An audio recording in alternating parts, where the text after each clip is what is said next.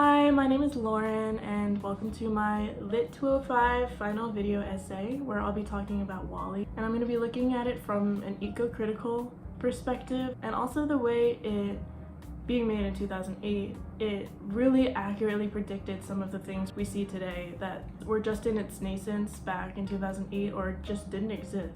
I want to start out with a summary of WALL-E.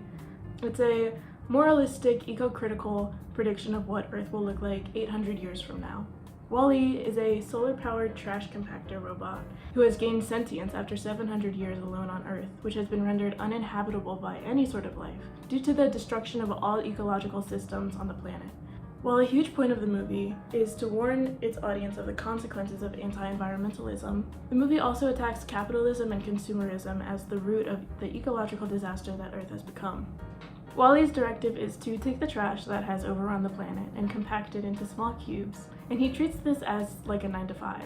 They're predicting that the future is going to be so bleak that even a robot who has gained free will cannot escape the mind-numbing repetition of capitalist wage labor. Like, that's scary. The Axiom, the spaceship that houses all of Earth's remaining former inhabitants, sponsored by and large, Pixar's Costco, decides to send Eve, a probe equipped with artificial intelligence and a strangely feminine figure, to find any remaining source of plant life on Earth. And of course, because this is a Pixar film, the two robots fall in love. Though a terrifying warning of what our future could become if we continue to ruin our planet, the movie does have a triumphant ending. WALL-E basically saves the world by finding the only remaining plant life on Earth, and then chasing Eve when she rocket launches herself back into space, and then destroying the evil AI autopilot that wanted to keep the residents from going back to life on Earth. The people gain a new appreciation for plant life and the environment, and are able to return to Earth to start anew. WALL-E does all of this not because he wanted to cultivate the environment per se, but because he thought Eve was hot.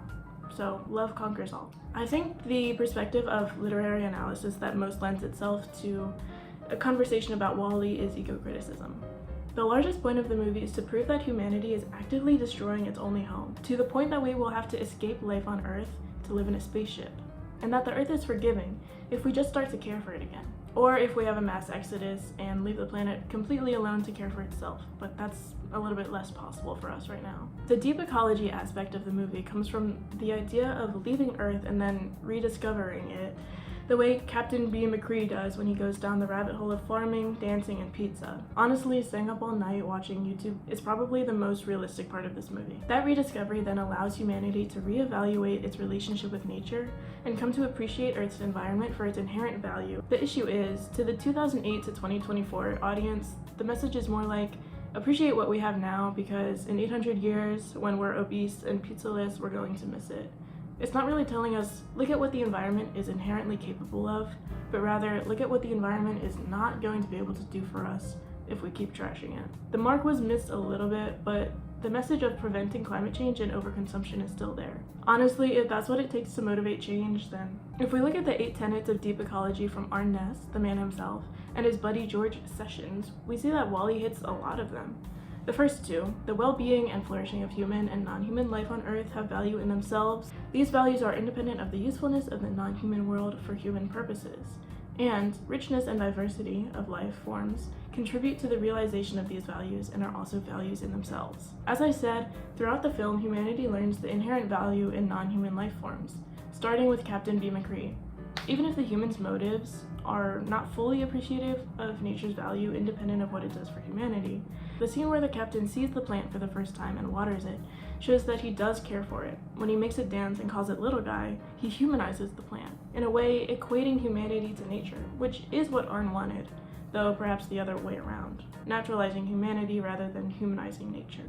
The third tenet is humans have no right to reduce this richness and diversity except to satisfy vital needs. The captain is obsessed with farming. Rather than cutting down trees to make paper or burning plant life to make coal, his only current want for plant life is to cultivate it to satisfy the human's vital needs, like nourishment. The fourth tenet, the flourishing of human life and cultures is compatible with a substantial decrease of human population. The flourishing of non-human life requires such a decrease. The human population, as we can see in the scene where they step out of the Axiom onto Earth, is significantly reduced. Because from the Axiom commercial, we know that because it was advertised as a 5-year cruise while the planet is cleaned up, Only a certain wealthy class of humanity would have been able to afford life on the spaceship. The poor were left with no resources or opportunity for maintaining life, so they went extinct. At least Arn gets what he wants. The fifth tenet, which reads, present human interference with the non-human world is excessive, and the situation is rapidly worsening. Yeah, pretty much sums up the entire movie.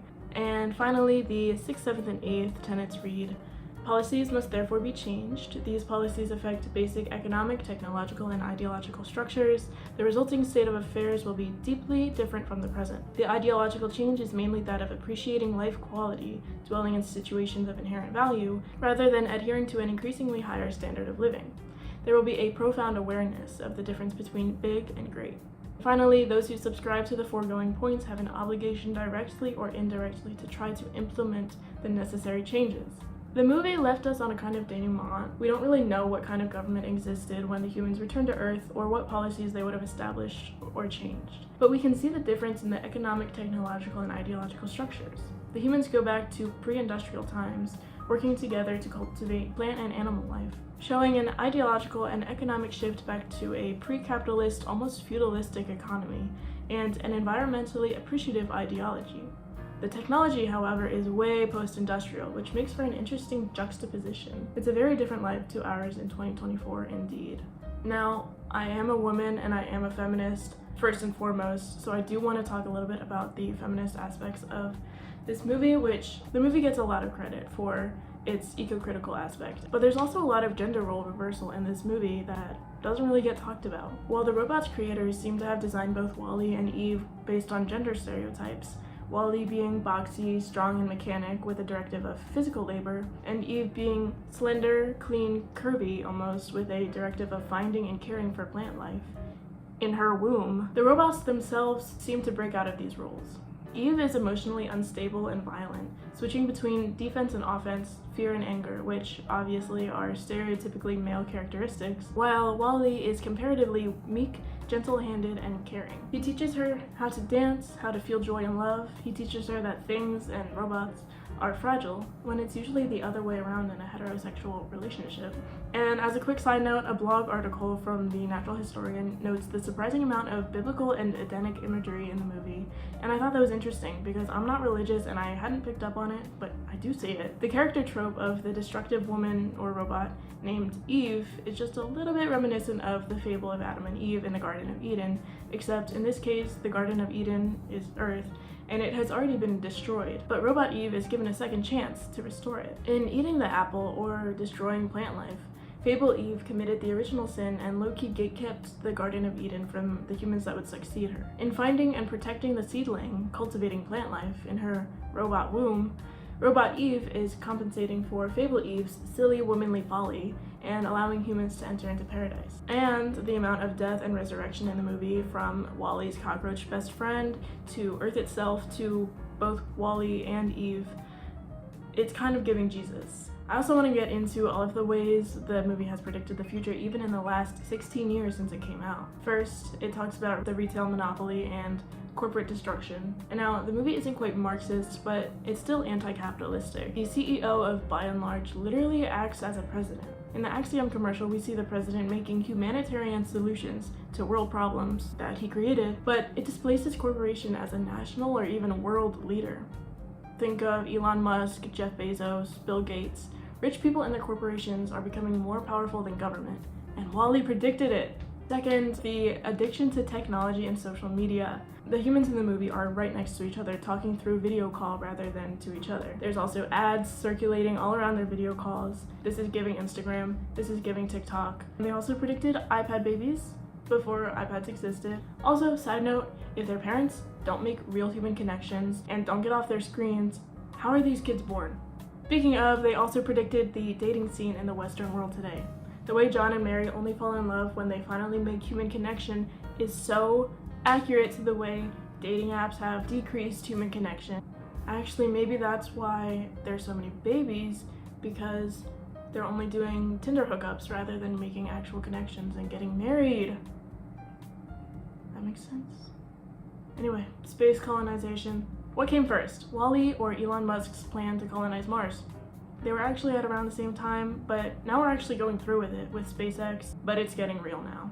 And one last thing, it is important to recognize that even though we're talking about anti-capitalism, WALL-E did make $500 million in the box office. In his book, The Ecological Thought, Timothy Morton wonders if those 500 million consumer dollars were spent just to feed the audience a fantastical lie that rather than motivating humans, and more importantly corporations, to actively prevent climate change, they motivate them to buy another Stanley Cup because I don't have that in sage green and they're sustainable anyways.